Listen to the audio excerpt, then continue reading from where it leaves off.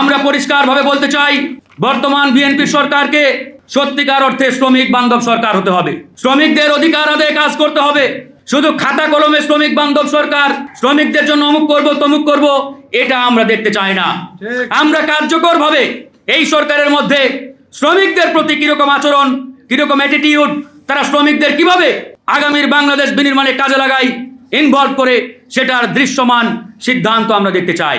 খাতা কলমে মিডিয়াতে সভা সেমিনারে বক্তব্যের মধ্যে সীমাবদ্ধ থাকবেন, এটা হতে পারে না।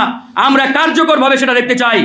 আজকের যে ক্যাবিনেট, এই ক্যাবিনেটের দিকে তাকালে এটা স্পষ্ট প্রতীয়মান হয় এখানে কোনো শ্রমিক বান্ধব মন্ত্রী এখনো জায়গা পায় নাই। শ্রমিকদের নিয়ে যারা কাজ করেন, শ্রমিক রিলেটেড যে ক্যাবিনেটগুলো, মিনিস্ট্রিগুলো রয়েছে, মন্ত্রণালয়গুলো রয়েছে, এগুলো তো দেখা যায় শ্রমিক রিলেটেড কোনো ব্যক্তি আসীন হন নাই।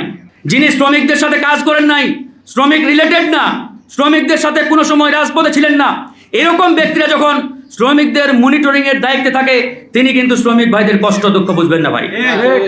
আজকে দেখেন 200-র বেশি সার্ভিস ও ফিচারে লেনদেনের সব বিকাশ অ্যাপে সম্ভব। যখন ঈদ কিংবা কুরবানির সময় হয়, ওই ঈদ আর কুরবানির আগে আমার ওই গার্মেন্টস শ্রমিক ভাইরা রাজপথে বেতন ভাতার জন্য আন্দোলন করে। সেই আন্দোলন সংগ্রামে পুলিশ গুলি চালায়, অনেক সময় অনেক শ্রমিক ভাই বোনের রক্তে রঞ্জিত হয় সেই গার্মেন্টস এলাকার রাজপথ। কিন্তু আজ পর্যন্ত বলেন তো, এই যে সচিবালয় আমার পাশে, এই সচিবালয়ের কোনো কর্মকর্তা নিজেদের বেতনের দাবিতে আজ পর্যন্ত এই রাস্তা অবরোধ করেছে? তাদের বেতন টাইমের আগেই আপনারা তাদের ব্যাংক অ্যাকাউন্টে পাঠিয়ে দেবেন, আর আমার শ্রমিক ভাইরা রক্ত ঘাম ঝরিয়ে এদেশের অর্থনীতির চাকা সচল রাখবে, আর তারা তাদের বেতনের দাবিতে রাজপথে নেমে আন্দোলন করবে। এটাই নতুন বাংলাদেশে চলতে দেওয়া হবে না। আজকে কোনো সরকারি আমলা কিংবা ওই সেনাবাহিনীর বড় বড় কর্তা, সরকারের দায়িত্বশীল কোনো ব্যক্তিবর্গ তাদের বেতনের জন্য রাজপথে নামে না। আন্দোলন করতে হয় না, সংগ্রাম করতে হয় না, সংগ্রাম করতে হয় ওই শ্রমিক ভাই বোনদের তাদের বেতনের দাবিতে।